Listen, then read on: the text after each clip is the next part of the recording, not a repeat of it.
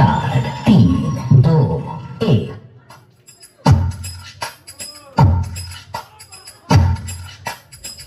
নাচে ঠাকুর ঠাকুর নাচে নাচে সাই ভাই নাচে সোনার উপর ঠকি নাচে সাই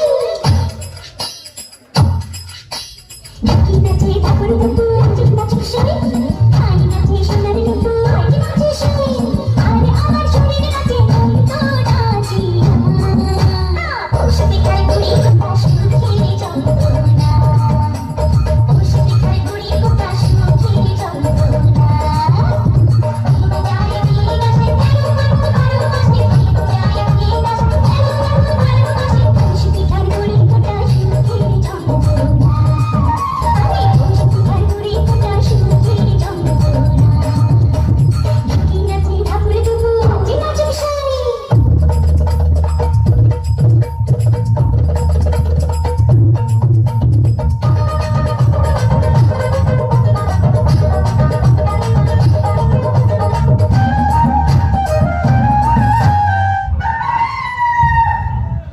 দারুণ প্রখর গ্রীষ্মে থুতনি ফাটা মাঠ চাষির ঘাম দিয়ে জাল বাছিয়ে রেখেছে।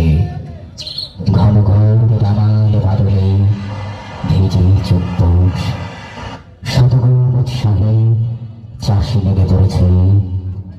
শত সূর্যের তাপ শুষে দিনে দিনে শরীর ভরিয়ে তোলে ধানের চারা। ধানের ধান শেষ মুড়িয়ে পড়ে আনন্দ বুক ভরে নতুন চাষি বউয়ের।